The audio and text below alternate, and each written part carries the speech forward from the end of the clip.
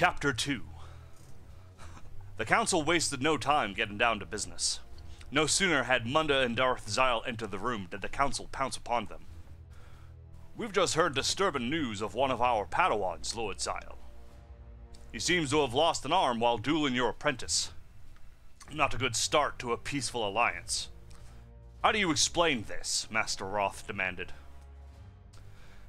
"His failing is his own doing. His wound was a self-inflicted one. He was in no danger from my apprentice, only from himself. His stupidity cost him," Zyle said. The masters looked outraged to have a Padawan's mistake be insulted. "Darth Zyle speaks the truth." Munda couldn't believe he was defending a Sith Lord, but why should the strangeness of the day stop anytime soon? Though his explanation could have been softer, Padawan Kell grew frustrated at his inability against Tessa, and with the non-Jedi in the crowd laughing at him, he became angry and full of hate. He made mistake after mistake until he eventually wounded himself. Our guests had nothing to do with Kell losing his arm directly. This explanation seemed to satisfy Master Roth, who sat back into his chair. "Very well then," Roth said. "Where is your apprentice, Lord Zyle?" Jorn asked. "Back in my ship. Whatever your decision, I have work to do tracking down more leads than I currently have," he answered. "Good. That plays right into our current decision," Roth said.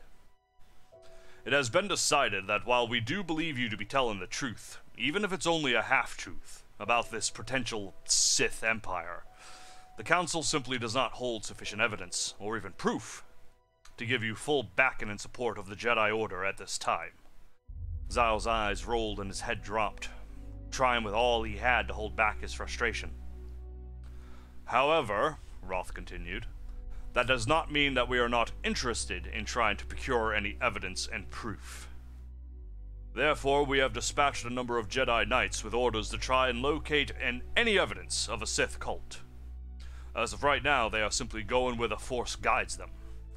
Should you, Lord Zyle, come across any leads or information, we would appreciate it if you would relay it to us, to give to our knights in the field. Do you find this acceptable?"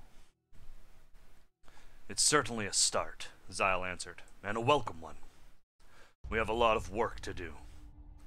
There is one more thing," Roth added. "Master Yoda has requested an additional feeler to be put into the field, and this council agrees with him. So it is our wish to have Padawan Munda accompany you personally. We're sure he'll provide excellent support." Munda was in shock. It was like they were throwing him to the Sarlacc. "Master Yoda, I don't understand." At an end your training is. Your trial, this will be," Yoda said simply. "Yes," Roth chimed in. "We feel this will be enough of a trial for you to finally achieve full knighthood." "I'll agree to this," Zyle announced. A devious smile stretched across his cracked face. Whatever Zyle had planned, Munda would make sure he stayed his path. He would become a Jedi Knight. "As you wish, Masters, and thank you for this chance," Munda said. "It's settled then," Roth said. "Before you go, however, Lord Zyle, keep in mind that we are holding you responsible for Padawan Munda's life. Should you cause any harm to him, this alliance is off, and we will find you," he sternly said. "I would expect no less," Zyle said reassuringly. "Before I go, I do have a lead, though all I've encountered so far are assassins and thieves, as well as rumors built out of more rumors. They all go to one point of origin: Darth Maleficus." He let the name linger in the air, and linger it did, like bad blue milk. "He's the leader of this cult. I'd start my search there." Zyle turned and motioned for Munda to follow. "You're sure of this name?" Jorn asked. "Positive," Zyle said without stopping. "How can you be so sure?" Roth asked. Having summoned the turbolift, Zyle turned to face the council again. "Because he was my apprentice, and he often expressed such a desire for a new Sith Empire. Add in the fact that you're missing a number of artifacts he would want, I'd say this is definitely him," he added. The turbo lift had arrived. Zyle and Munda stepped inside. "How come you didn't tell us this before?" Jorn asked hurriedly. "You weren't helping me before," Zyle stated simply with a smile. The doors closed, and they descended to the ground floor. This music.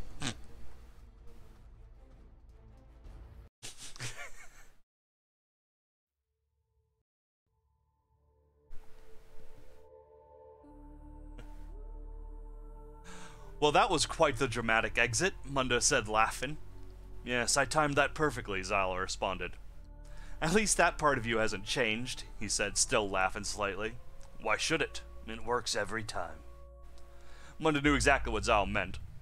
That little show would stick in the Council's mind for days, maybe weeks, and as long as they remembered that, they would hold true to their deal with Zyle, for the threat of war would always be on their mind. It was a tactic he and Alian would use regularly on informants, snitches, and even gangsters. "You realize this is as much your trial as mine?" Zyle asked. "How's that?" Munda responded. "Well, if I kill you, that just proves that all we Sith could ever be are monsters. The Council both fear it to be true and dearly hope that it is not. I aim to prove the latter. They wish peace was possible, even if they do not believe it can be." That's not what I wrote. "That's why they've agreed to this alliance," Zyle explained. "You want to prove your theory true, then? That's what you want.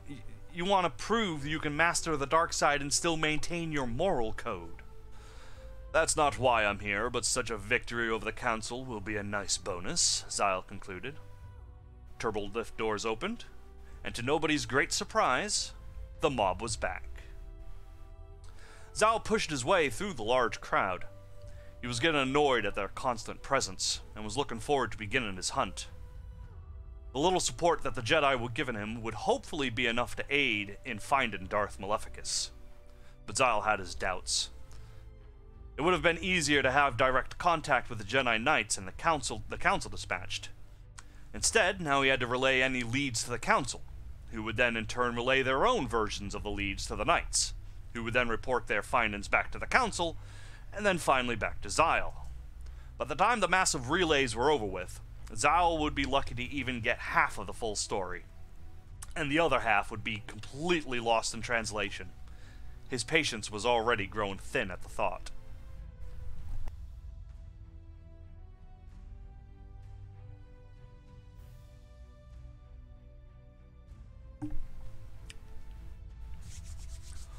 "Alright, Munda," Zyle said.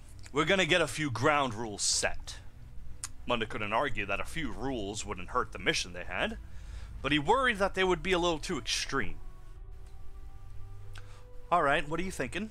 he asked. "First," Zyle continued, "do not interfere with how I do things. That includes how I interrogate and go about gathering information. I find a lead, we do it my way," Zyle said. "In return, I'll extend the same courtesy to you. You find a lead, we'll do it your way.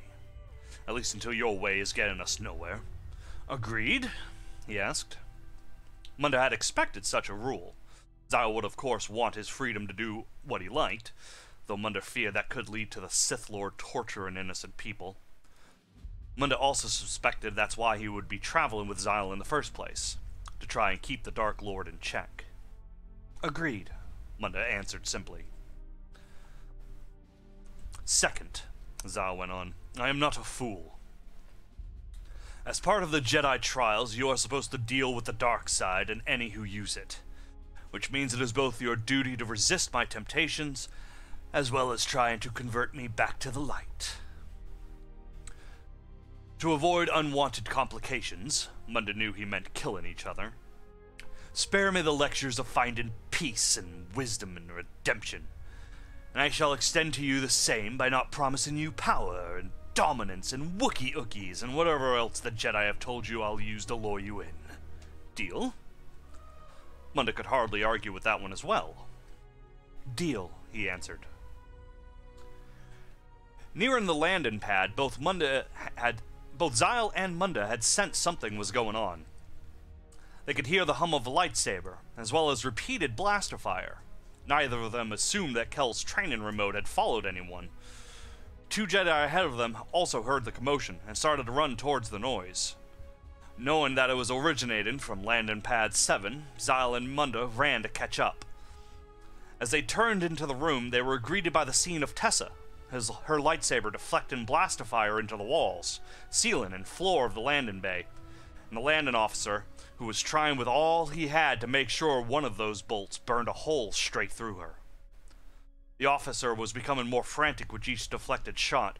With a second of pause, he thumbed the setting on his rifle, turning it to full auto. Blaster fire sprayed the area with random bolts of energy every which way. Tessa thumbed another button on her lightsaber, creating another blade to ignite the other end of her hilt. Munda wouldn't have guessed that the thin, tiny hilt would have been capable of advanced settings. As it was, it would be impossible for Tessa to use it as a traditional double-bladed lightsaber. It was simply too small to even get another hand on its hilt. The problem seemed to correct itself as Tessa began twirling it like a baton between her fingers. The speed of the two blades seemed to create a wall of pure crimson between herself and the blast of fire. Munda was captivated by the dance she performed with her blade. It was like watching a Nichani fire dancer. The Jedi had seen enough and ignited their lightsabers and started to focus on helping the landing officer. Zyle jumped ahead of them and landed by the officer, slashing down on his rifle with his lightsaber, cleaving it in two. Munda moved ahead of the two Jedi Knights, holding up his hand, gesturing to stop. Zyle reached out with the Force and lifted the officer into the air. The man looked terrified. "What is the meaning of this?" Zyle barked. "You are not allowed to leave." No, "You are not allowed to leave," that was his voice. "You're not allowed to leave. You are under arrest for the unauthorized landing and assaulting an officer of the law." The man managed to breathe out. Zyle looked at Tessa. "What happened?" he demanded. "I was in the engine room checking the fuel levels when this fool boarded, went to the cockpit, and removed the motherboard and memory chip of our navicomputer," Tessa said. "When I came down the ramp, he opened fire." Munda sensed Tessa was telling the truth, as did Zyle, whose glowing eyes returned to the officer. They could feel the man's fear, and they panicked, and in a panicked motion, the man reached into his pocket to reveal a small grenade. Munda quickly reached out with the Force and grabbed onto the man's hand, locking his thumb to prevent him from hitting the detonation button. "You scum!" the man managed to say. With his free hand, Zyle reached into the officer's pockets and retrieved the memory chip and motherboard for his ship, as well as the man's datapad. "Let us see who you really are," Zyle said knowingly.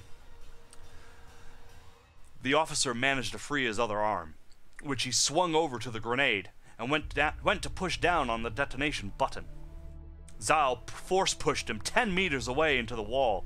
A sickening crack was audible, only to be quickly drowned out by the grenade's explosion. The man's life was extinguished as quickly as the flash of the grenade. "You just killed him," one of the Jedi said to Zyle. "He killed himself. Or did you miss the part where he pulled out a grenade and activated it?" Munda countered. Zyle ignored the Jedi and switched on the datapad. Encoded. It'll take a while to crack this, he said to himself. Without so much as a look back, he walked to the ship.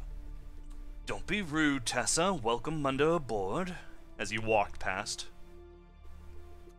Tessa looked out over towards Munda. With a scowl on her face, she bowed, if only slightly. Munda turned back to the other two Jedi. "Report the incident to the Council. We'll need to look into that man's past," Munda said, then thought for a moment. "And review the security recordings as well. Maybe we'll be lucky and it will all be on there." He watched the Jedi reluctantly turn and leave. He made his way past Tessa, who still held her half bow, and boarded the ship. What a way to start the day. On board the ancient ship, Munda took in the atmosphere. Dark. It wasn't the lighting. That was more than sufficient. Granted, the seemingly random usage of red lights here and there set a more stereotypical feel of a Sith vessel rather than actual lighting. Rather, it was everything in it. The floors, the tables, the walls, all of it a very dark Durasteel look to them, polished to a mirror sheen. It certainly was impressive for a ship so old. Munda could certainly get a real taste of how the ancient Sith enjoyed their menace and luxury. He found Zyle still trying to unlock the officer's datapad. "Nice ship you found for yourself, Darth," Munda commented. "Where'd you get it?" "Junkyard," he answered simply. "You found this ship in a junkyard," Munda scoffed. "Did it still have fuel to take off in?" "I restored it, of course," Zyle said, sounding annoyed at Munda's idea. They passed by what appeared to be an old Sith rally flag. "Where in the blazes did you get that?" "The ruins of a forgotten academy. There's 8 more scattered around." "Yeah," he said, still occupied with the datapad. "What about—" "Are you gonna ask me about everything in the ship?" Zyle snapped. It's just impressive is all. It's like a Sith version of the Jedi Vault," Munda stammered. "It couldn't have been easy to find all this." "It is if you know what you're looking for and where to look." Zyle slammed a fist on the wall and a hidden door opened. Munda was about to look inside when a droid standing nearly 2 meters tall walked out and bowed to Zyle. "Fully charged now?" Zyle asked the droid. The droid stood straight. "Yes, master," its voice full of static and hiss. The droid noticed the motherboard and memory chip in Zyle's hand. "Did I miss something?" the droid asked. "Don't worry about it. Just reinstall these quickly and get us back into space immediately," he said. "Of course, master. Right away," the droid said, who took the items and hurried off to the cockpit. The droid was yet another antique that forced Munda to search his memory. Is that... That isn't a... Munda searched for the name. "Yes," Zyle said with an amused look. "That's an HK unit." HK? Munda had heard of those. The murderous series of protocol and assassin droids have never been anything but trouble. But is it... "No, it's not the first," Zyle reassured him with a look of disappointment. "Unfortunately." "Well, is he safe? You know what they were and did," Munda asked. "He's nothing but a chassis now. Everything in him had to be gutted and replaced," Zyle said with a tone of sadness. Munda understood perfectly from Zyle's perspective to have something so highly sought after only to be the appearance of an old and practically fabled killing machine, rather than the real thing. Still, it came as a relief to find out that instead of a loaded weapon, it was no more than a prop. "So, Darth, what's the plan?" Zyle finally put the officer's data pad away. He seemed to have had enough of the thing aggravating him for the time being. He motioned for Munda to follow. "First thing we need to do is go back to base. There are tools there that will help us crack this blasted datapad open," he said. "After that, we'll have to study it. If that fool officer was under employment from Lord Maleficus, then there could be information pertaining to his whereabouts." Munda thought for a moment. It would make sense. If the docking officer was taking orders from Maleficus, then that could explain the ease of which the thieves were able to infiltrate the temple. Then again, Tessa was able to steal the holocrons, while Zyle was providing distraction. It was a different method, but still worth investigating. "And if there isn't?" Munda asked. "Then we're left with nothing until the Jedi Council deem it important enough to involve us." "You don't think the Council will give us any worthwhile leads?" Munda asked. "No," he answered simply. "Then why bother coming out of exile? Revealing yourself to the Jedi as a Sith Lord?" "Because whether we like it or not, we will have to work together. This threat is quickly becoming too much for Tessa and I to handle alone. I have a few other leads, but nothing I will commit to without further evidence. I will not waste resources on dead ends." The ship began to shake slightly. The engines were starting up. The droid certainly worked fast. "Here," Zyle threw Munda a set of clothes. "Where we'll be ending up, it's best that you look as little like a Jedi as possible. We don't need you drawing attention to us. The refresher's in there." He pointed over his shoulder towards the rather narrow hallway. Zyle started to walk off, then stopped. And feel free to take a shower. I suspect you skipped one with everything that's happened this morning. Don't stink up my ship. And with that, he was gone. Monday could use a shower, certainly. If for no other reason than to assure himself that this was all real. He wasn't simply dreaming. He took the Sith Lord up on the offer. This would be refreshing.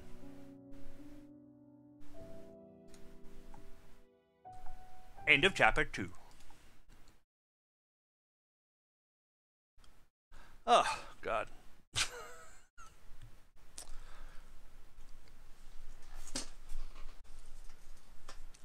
Are we supposed to look at the book? Yeah, that's why I did that.